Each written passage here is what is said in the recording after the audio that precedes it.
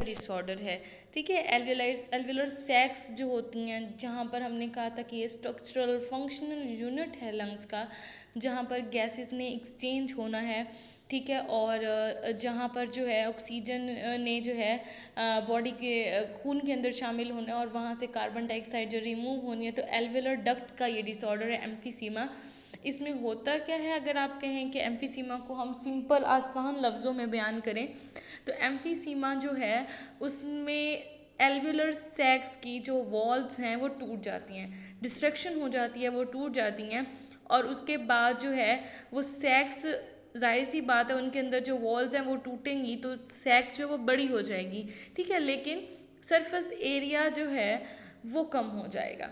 सही, और उसके सरफेस एरिया के कम होने की वजह से जो है वहाँ पर गैसेस एक्सचेंज में प्रॉब्लम आ जाएगी, कि वहाँ पर गैसेस एक्सचेंज सही से नहीं हो पाएंगे, कि लंग्स की जो शेप है वो ख़राब हो जाएगी, ख़त्म हो जाएगी, जिसकी वजह से उसको रिलैक्स और कॉन्ट्रैक्ट होने में जो है मसला होगा। एक्सहेलेशन जब होगी, जब आप सांस एग्जिट करेंगे या फिर एग्जिट करने के बाद जो है नॉर्मल पोजीशन में लंग्स अपने नहीं आ सकेंगे। इस वजह से जो है इस डिज़ीज़ में जो है सांस लेने में भी प्रॉब्लम होती है लोगों को, क्योंकि इसमें लंग्स की शेप जो है वो कुछ हद तक सही नहीं रहती। ठीक है, और अगर हम इसके सिम्टम्स को देखें तो इसमें आपको सिम्टम्स होंगे कि शॉर्टनेस ऑफ ब्रीथ, सांस लेने में मसला हो रहा होगा, इन्फेक्शन, ठीक है, रिस्पिरेटरी इन्फेक्शन जो है वो बहुत ज़्यादा होंगे, क्योंकि लंग्स जो हैं वो बहुत वीक हो चुके होंगे, तो हर इन्फेक्शन लगने का भी खतरा होगा। ठीक है, तो इसको रीड करते हैं कि एम्फीसीमा जो है, हम इसको कहते हैं कि एम्फीसीमा इज अ डिस्ट्रैक्शन। ठीक है, destruction of the wall of the alveoli. ठीक है, एम्फीसीमा क्या है, डिस्ट्रक्शन है किसकी, एल्वेलर सैक्स की। टूट जाता है, एल्वेलर सैक्स की जो वॉल्स हैं वो टूट जाती हैं। It result in a larger sacs but with less surface area.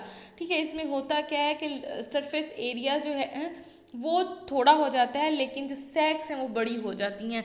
सैक्स large हो जाएंगी, लेकिन फिर क्या होगा, सरफेस एरिया जो है वो रिड्यूस हो जाएगा। ठीक, तो आपको यहाँ पर ये वाली जो आपको सैक दिख रही है, एल्वेलर सैक दिख रही है, ये वाली, ये जो है नॉर्मल है। सही, ये नॉर्मल सैक है, ये नॉर्मल है। इसमें देखिए छोटे छोटे से सैक्स बने हुए हैं। अब ये वॉल्स टूट जाएंगी, देखिए ये टूट गई हैं यहाँ पे, ये टूट जाएंगी जब, तब क्या होगा, सैक जो है वो थैली जब बड़ी हो गई है, अब बड़े होने की वजह से इसका सरफेस एरिया जो है वो कम हो गया। अब जब सरफेस एरिया कम हो गया तो जाहिर सी बात है गैसेस एक्सचेंज में भी प्रॉब्लम होगा।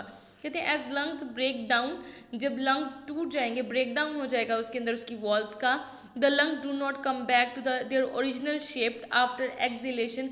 एक्सिलेशन करने के बाद लंग्स जो अपनी नॉर्मल पोजीशन में नहीं आ पाएंगे, सो air can't be pushed out and it is trapped in lungs. तो हम क्या करेंगे, लंग्स में जो हवा जो है वो बाहर नहीं जा पाएगी, हम उसको बाहर पुश नहीं कर पाएंगे, जिसकी वजह से हवा जो है लंग्स के अंदर फंस जाएगी। ठीक है, ट्रैप्ड रह जाना, फंस जाना। The majority of the people diagnose with the chronic bronchitis. ये तो पिछली लाइन है कि हमने कहा था कि क्रोनिक ब्रोंकाइटिस जो है वो 45 की एज के बाद लोगों को कॉमनली होता है। ठीक है, अब कहते हैं सिम्टम्स ऑफ एम्फीसीमा। सिम्टम्स क्या है एम्फीसीमा के, ये आपके पास हेडिंग भी बन सकती है। ठीक,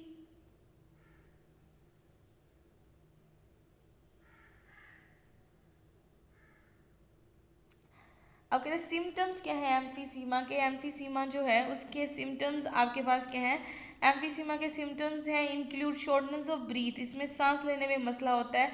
ठीक है, लोगों को सांस लेने में प्रॉब्लम होती है। Recent respiratory infections and weight loss, हर वक्त जो है इंसान बंदों को जो है कोई ना कोई, अगर कोई लंग्स वीक हो गए जिसकी वजह से कोई ना कोई इन्फेक्शन होता रहेगा। उसके अलावा जो है वो कहता है कि वेट लॉस, आपके वज़न में कमी आ जाएगी। और इसके बाद कहते हैं by the time the symptoms of emphysema appear the patient has usually loss 50 to 70% of his lungs.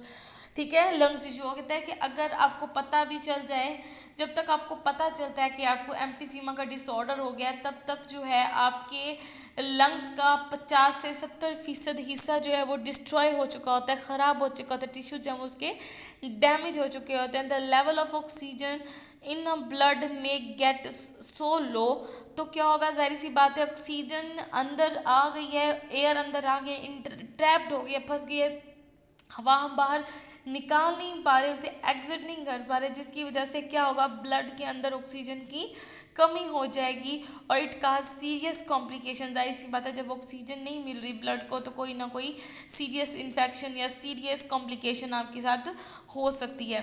इसके अलावा नमूनिया, नमूनिया आपने सुना होगा, डबल नमूनिया का नाम भी सुना होगा। ये नमूनिया जो है लंग्स इन्फेक्शन है। इसके अंदर अगर आपके दोनों लंग्स को जो है इन्फेक्शन हो जाता है नमूनिया का, तो हम उसे डबल नमूनिया कहते हैं। और ये बैक्टीरियल इन्फेक्शन है, मतलब ये बैक्टीरिया से फैलने वाला इन्फेक्शन है। उस बैक्टीरिया को हम क्या कहते हैं, स्ट्रिप्टोकोकस, स्ट्रिप्टोकोकस नमूनिया।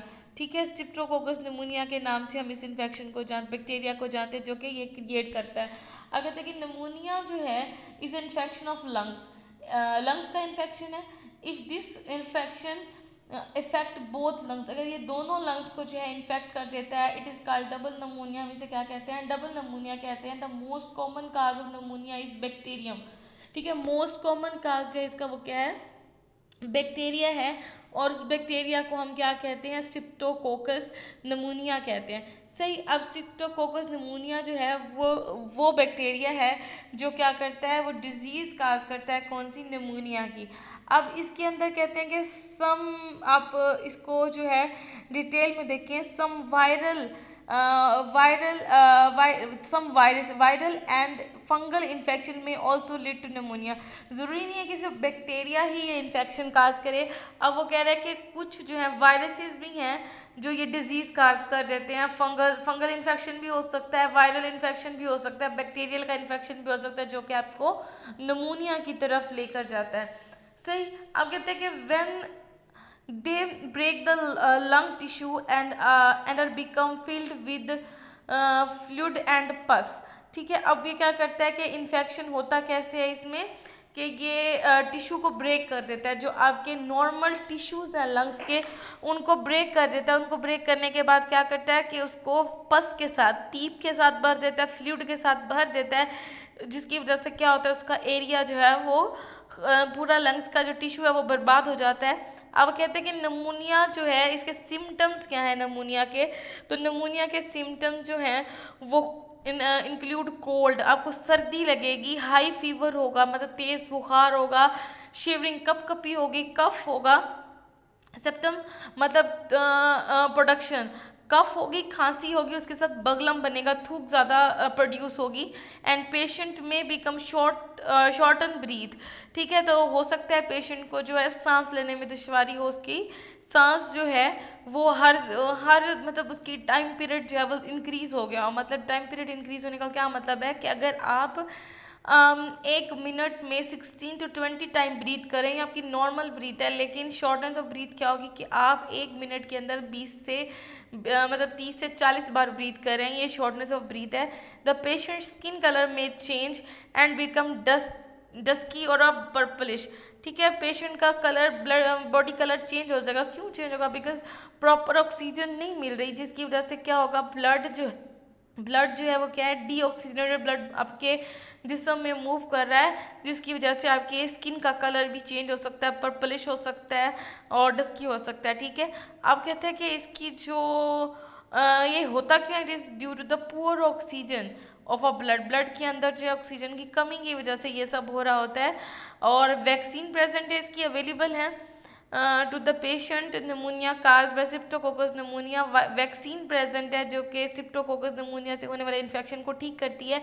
एंटीबायोटिक्स यूज़ होती हैं ट्रीटमेंट में, जिसकी वजह से आपका जो बॉडी में इन्फेक्शन हुआ, मतलब लंग्स में जो इन्फेक्शन हुआ, आप उसको ठीक कर सकते हैं।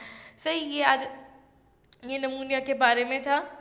इसके अलावा जो है आपने इसको किस तरह से करना है कि आपने इसके पॉइंट्स बना लेने हैं। ठीक है, आपके पास ये देखिए निमोनिया का आपके पास ये निमोनिया का एक डायग्राम दी हुई है कि इसके अंदर जो है वो निमोनिया के अंदर क्या होता है कि आपकी इन्फेक्शन की वजह से, लंग्स इन्फेक्शन की वजह से दोनों लंग्स इन्फेक्ट हो जाते हैं और उसमें मोस्टली बैक्टीरिया और एल्वेलाई जो है ना पस से भर जाती है। हमने कहा था कि एल्वेलर सैक्स जो हैं वो पस से भर जाती हैं, तो ये आपको दिखाया गया इस डायग्राम में कि ये वॉल जो है ये एल्वेलर सैक जो है पस के साथ भरी हुई है और ये नॉर्मल एल्वेलर सैक है। तो इस तरह से इन्फेक्शन क्रिएट होता है जो कि आपकी बॉडी में जो है लंग्स को डिफेक्ट कर देता है। डिफेक्ट करने के बाद आप सांस नहीं ले सकते सही से, आपके प्रॉब्लम होता है रिस्पिरेटरी ट्रैक में। ठीक है, ये आज आपका लेक्चर था। नेक्स्ट लेक्चर इंशाल्लाह आगे हम चलेंगे। फ़ी अमानिल्लाह। नेक्स्ट लेक्चर में इसको हम बाद में देखेंगे। ठीक है, आज का जो लेक्चर है वो यहीं तक है। फ़ी अमानिल्लाह।